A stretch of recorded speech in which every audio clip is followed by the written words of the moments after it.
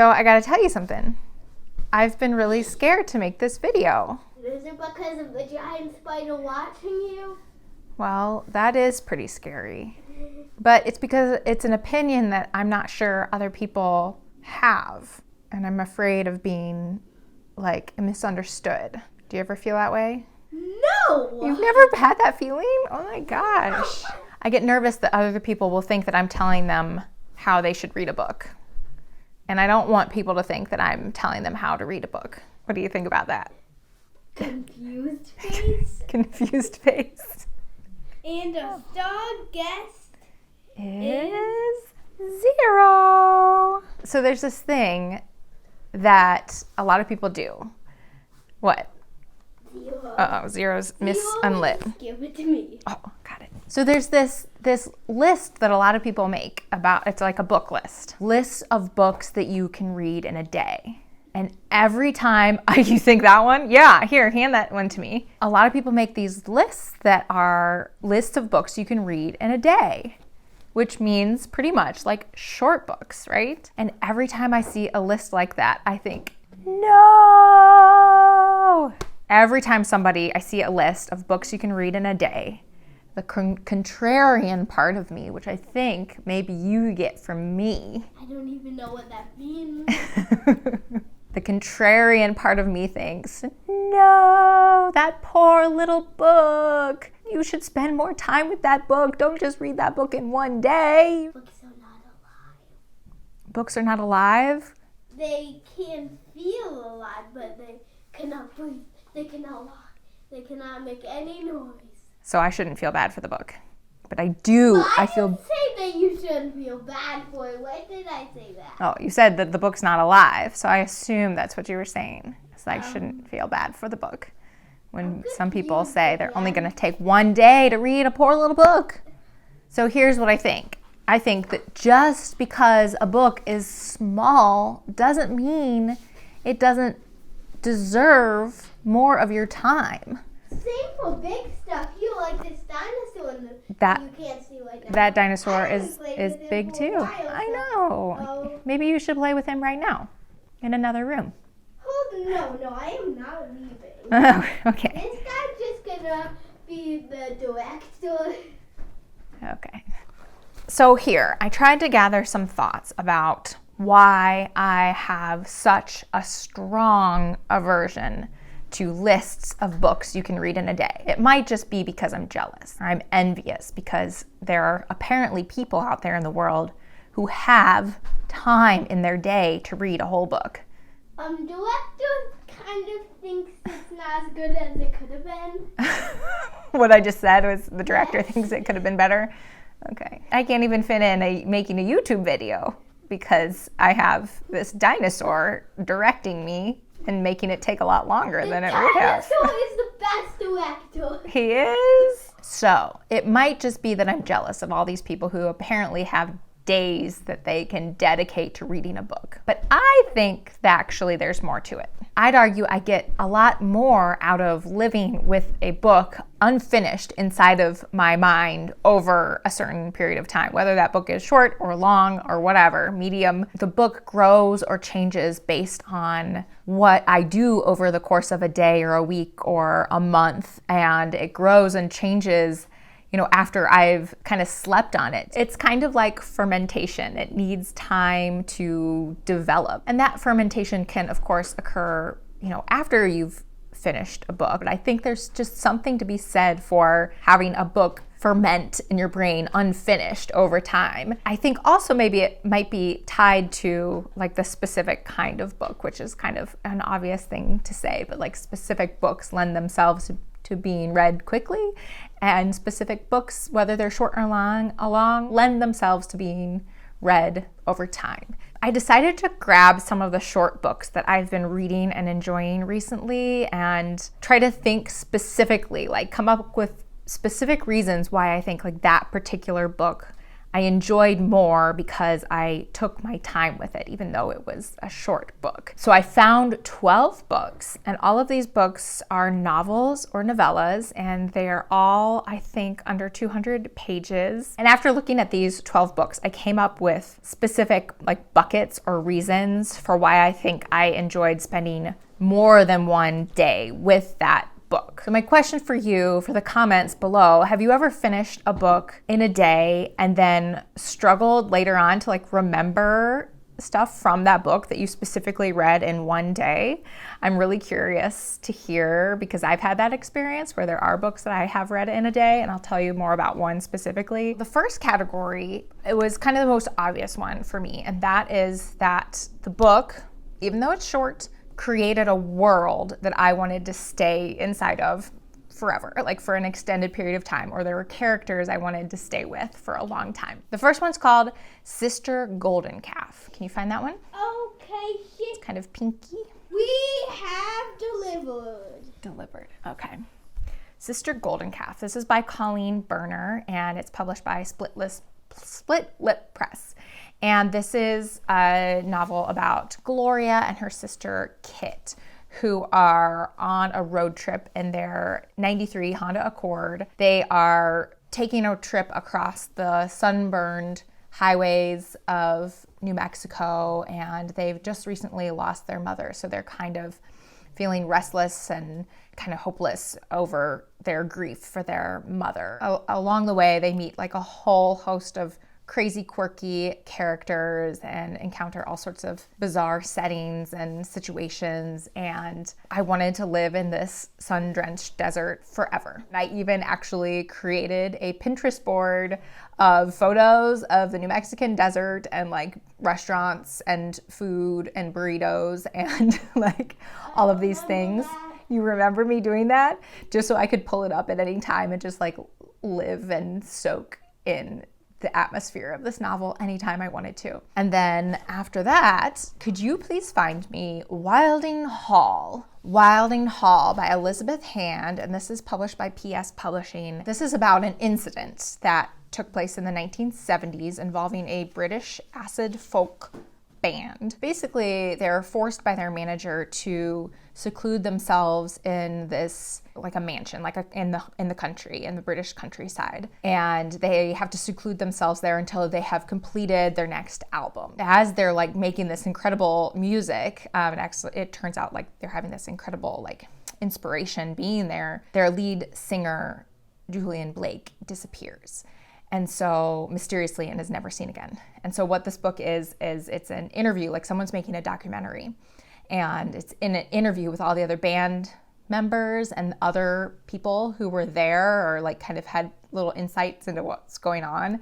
And it's the interview transcripts of like what they saw.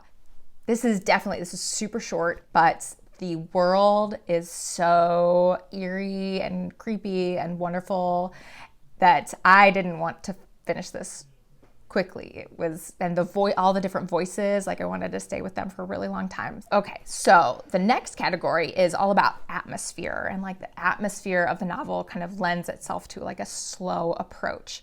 And so I have two examples again, like there's something dreamlike or languid or unhurried about the book itself that makes you want to take your time with it, even though the book is short. So could you please find me, assistant, Self-Portrait in Green. Self-Portrait in Green by Marie Ndiaye. I don't actually know how to say her last name, but this is translated by Jordan Stump, and it's published by Two Lines Press. And this, I believe, was like originally sort of like a memoir, but it's not a traditional memoir. A woman who lives in France, and it's kind of just a portrait of her life in France.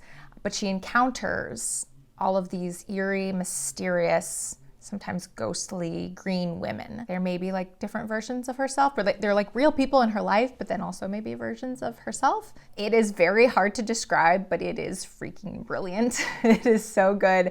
And I had to read this one slowly. Like there was no way I was gonna read this fast because it's not super straightforward. It's not hard to understand, but it's also not like a plot-driven, straightforward book. It is probably the one that felt the most like fermentation, like something was fermenting over time with these green women. I appreciated allowing it to build and grow and change over several days of reading it. Okay, can you find, My Death? That one again, your favorite. My Death by Lisa Tuttle. It was originally published maybe 20 years ago, republished by New York Review Books. This is about a widowed writer who has a bit of a writing slump, and she is trying to find something new to write about. Kind of suddenly decides to write this biography of a woman named Helen Ralston. So she decides to write this biography of this woman named Helen, who was a painter and a writer herself. Soon the narrator discovers these bizarre connections between her life and Helen's life as she's embarking on writing this biography. And I won't say anything more other than My Death refers to a painting that Helen had painted in her youth or in her 20s, her younger days. This is again very eerie, very slow building from something that seems like a pretty low-key just story of a writer to something much, much, much more eerie. And it's very short, could be a super quick read, but I really appreciated the living with the voice and living with this kind of building eeriness over time. So next up, the category is time, and something about how time is dealt with in the novel makes me want to mess with the time that I take to read the novel. That's weird. It's weird, yeah, and think about time in my own life versus time in the novel. Does time include aliens? Does time include aliens? I could. Are you thinking of something specific?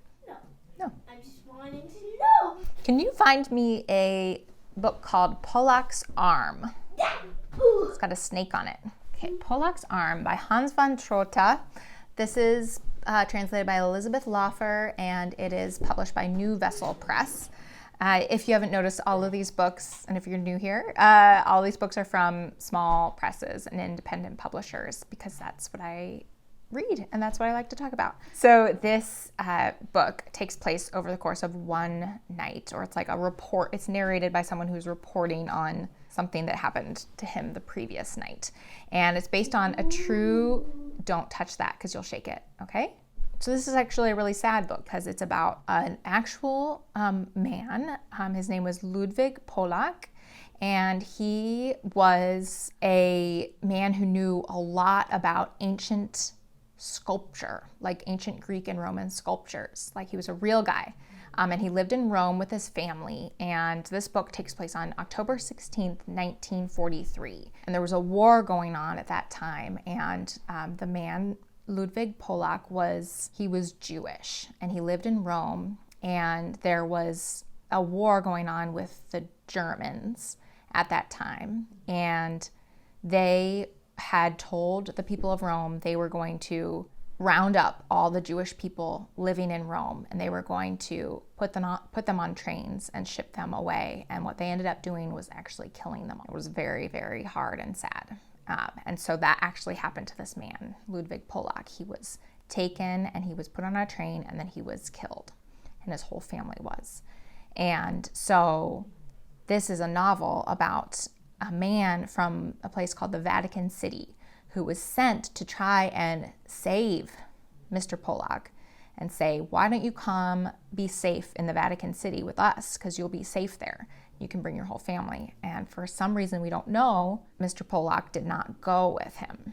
And so then his family ended up dying. And so this is just a story of that night. And it's really sad. But I was thinking that because it takes place in one night, I kind of love the idea of extending the story over a longer period of time, of taking longer to read it, because it's almost a way of time traveling, of making time bigger than it really is. And I think that's kind of what the guy who wrote this novel was doing. He was trying to give Mr. Pollack a longer life by making a whole novel out about him, even though he died before he should have. So he has this whole longer life because he's in this novel. Can you find me a book called Tell? It's kind of blue. I see blue and pink. You are wrong. It's not called tell. It's called tell. This is called Tell, otherwise known as Tell, by Jonathan Buckley. And this is published by New Directions. This was the winner of the 2022 Novel Prize. What? I'm going to make a whole video about that prize at a later date. I just finished this. I thought it was brilliant. Again, it reminds me a lot of Wilding Hall because it's a transcript, an interview transcript, because somebody is making a documentary movie and they're interviewing the gardener of a wealthy man because, something has happened to this wealthy man and something that warrants like a documentary film. The blurb on the back tells you what that something is, but you don't actually learn it till the very end, so I'm not going to say it here. But the whole book is just, you only hear the voice of the gardener, and it's a transcript of the interview with this gardener who tells you all about the man's life and everything. So, but really it's a story about storytelling. Hey, can I see what's on the back? No, don't show it to the audience. Oh! Give it to me and let me see I will. it I'll show you. alone. I'll let you.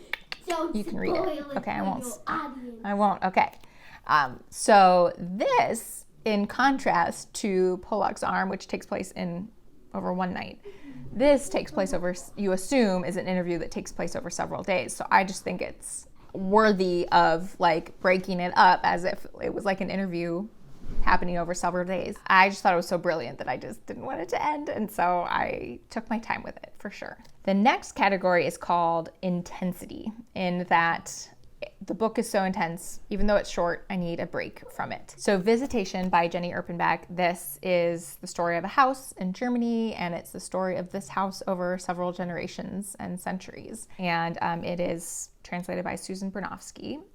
It's published by New Directions. Did I say that? This is the kind of book that is very short. You could totally finish it in a short period of time, but it also contains intense scenes from the Holocaust specifically, and concentration, one scene in particular in a concentration camp that I actually had to put the book down for a long period of time after reading that scene. And it's a very short, couple of sentences at the end of a chapter, and I could see it going either way. I could see it being really important to force yourself to keep reading in a moment like that, an intense moment like that, to make yourself get through it and keep going.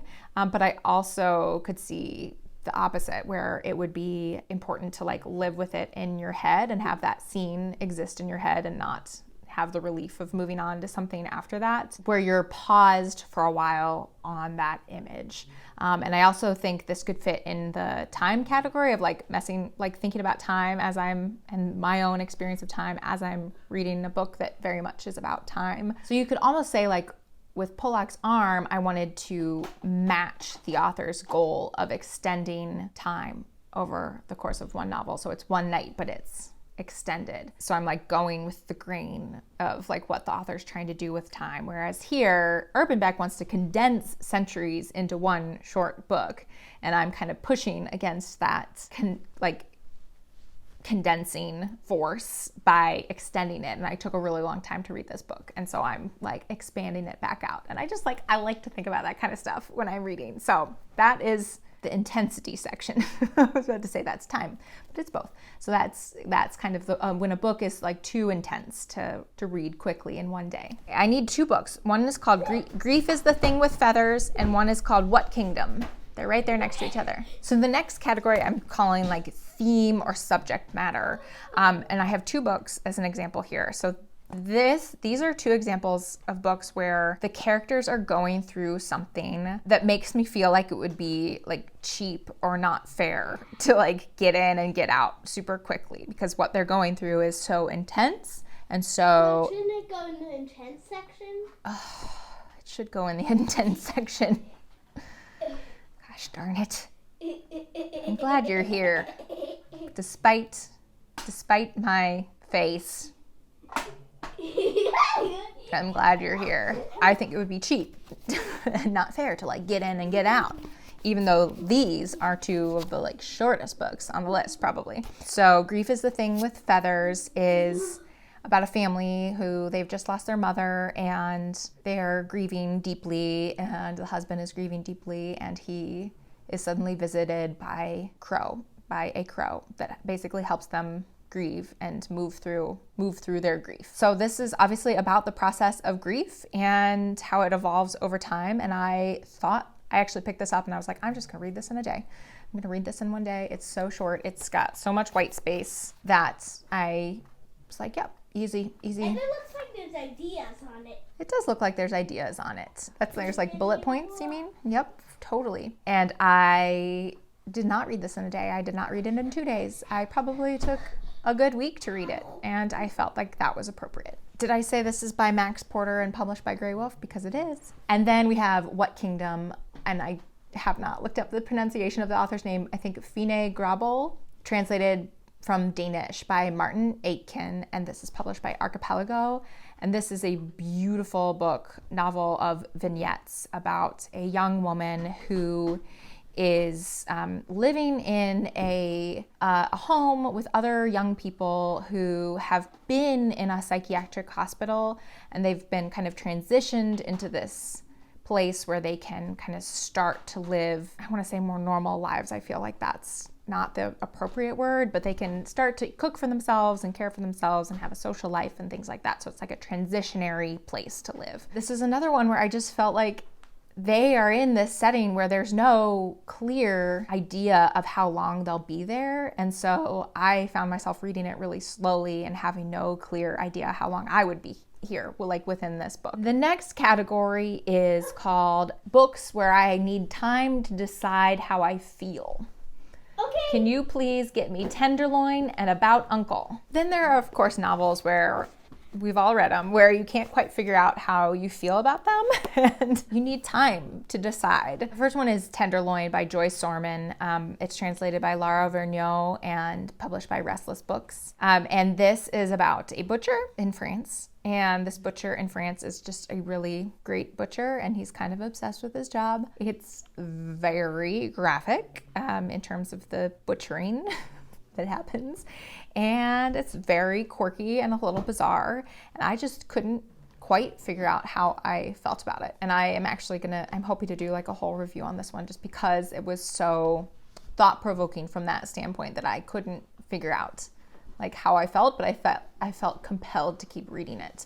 But this could also have gone in the intense category because there were definitely scenes in slaughterhouses. It's gory. It's pretty gory. Also, I kind of really liked it. I have seen other people review this book and not like it. And then About Uncle, one of my favorite little short books I've read recently. This is a story about a young woman and her brother who live with their very interesting uncle. This is by Rebecca Gisley. I assume that's how it's pronounced. It was translated from French, I think. This was translated by Jordan Stump and published by Two Lines Press. I just fell madly in love with these characters, like madly in love. It's so quirky, so weird. It's a little bit surreal, a little bit folktale-esque, really just kind of lovely, but weird and gross, really gross. Possibly a little fat phobic. And that's where I paused and couldn't figure out how I felt about this little book. Now finally we come to the last category and what I think is the most important category.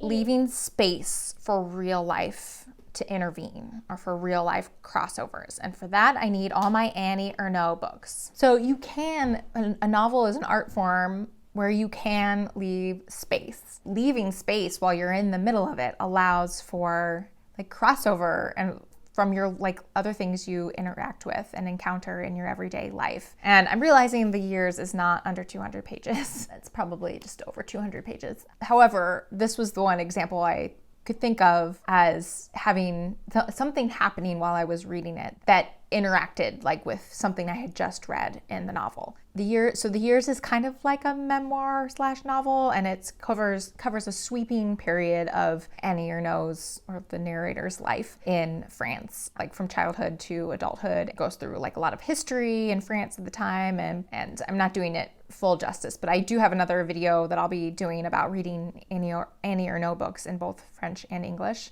Yeah, so as I was reading this, and I was taking my time with it, mostly because I was reading reading it slowly, like little bits in English, little bits in French. There's a podcast I really love to listen to called Literature and History, and there was an episode about Ecclesiastes in the Bible, and I listened to that episode like in the middle of reading this book, and there was the whole like nothing is new under the sun is from Ecclesiastes in the Old Testament, and like there's a paragraph in here that I had just read that was very like it was totally like that's what it was. So I had this just like really great moment of connection. And if I hadn't have heard that podcast, I would never have connected that paragraph from Annie Ernaux to the Bible. So yeah, if I hadn't been taking my time to read this, then that precise lining up of experiences wouldn't have happened. The quicker you read a novel, the like less likely you are to have that like crossover experience. And I think once you finish a book and move on to the next one, for me at least, I'm not going to as easily remember, like if I encounter something else in my life, I'm not going to as easily remember that from a book that I read, you know, whether it was a week ago, a month ago, a year ago, 10 years ago. That like book has kind of closed itself in my brain, and there might be big things that I might remember here and there that cross over with other things I'm reading. It's very different to have that like really cool experience of like being in the middle of a book and then finding a connection to it in real life. And I think extending a book, whether it's short or long, over a longer period of time, allows for more of that, more of those coincidences to happen. So I want to pause here to mention a book that is not short, but I think totally is very relevant to this discussion, and that is The Long Form by Kate Briggs. This is published by Dorothy. This is a book, it's about a mother who has a young baby, and she's reading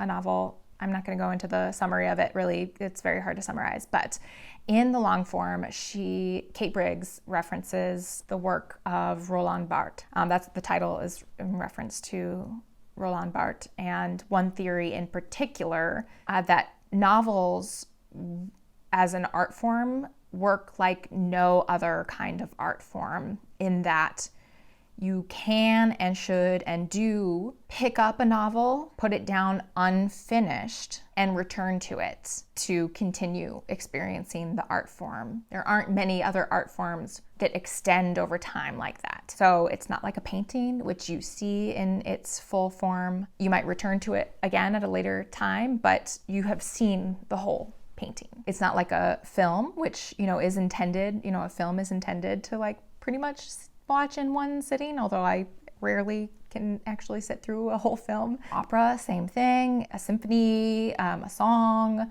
dance performance, or a play, a poem, a short story. Those are all art forms that you generally would complete in one sitting. You don't pick it up, put it down unfinished, and return to it. Again, all of those are art forms that you can return to again, but like the point is you have finished them and you're going back to it. You know its complete form and are going back to it. A novel, the first time you read it, you don't know its complete form, but you can put it down and come back to it. And there is something just very unique about that, putting it down, living your life, going through sleep cycles, and coming back to the art form that is a novel. And I think that's true whether that novel is short or long. I think it for me is part of its unique and special nature. So yeah, I was thinking about this book a lot when I was thinking about this video. And then a short little example to kind of prove my point. I read maybe I guess it was 2 years ago now, Blood Red by Gabriela Ponce Padilla, and it's translated by Sarah Booker and published by Restless Books. At the time I read it, I thought it was just a brilliant, amazing book, but I read it in a day because I was trying to finish the long list for the Republic of Consciousness Prize. I can't tell you a thing about it. I remember she has an affair with a man who lives in a mossy cave, and that is literally all I can tell you. Even though at the time of finishing it, it was one of my favorite books of the year. I was over the moon, like gushing about it, and I've lost all of it. I think that is because I read it in a day.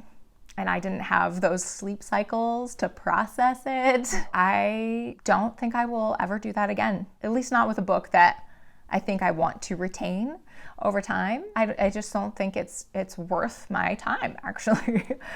Kind of maybe ironically, not worth my time to read a book that quickly. So that is my very chaotic and overly long explanation of why I don't like lists of books that you can read in a day, because I'm not going to read them in a day. And really it all comes down to what you just experienced. There's no way I'm finishing a book in a day. Ignore everything I just said. It's all BS. My name is Sarah. I'll talk to you next time.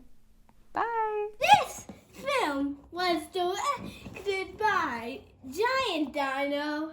Star guest was Zero. And the assistant to the assistant director is the spider back there. The assistant director is me. Thank you to our special assistant director, especially for all his hard work and expertise. See you next time. Happy Halloween!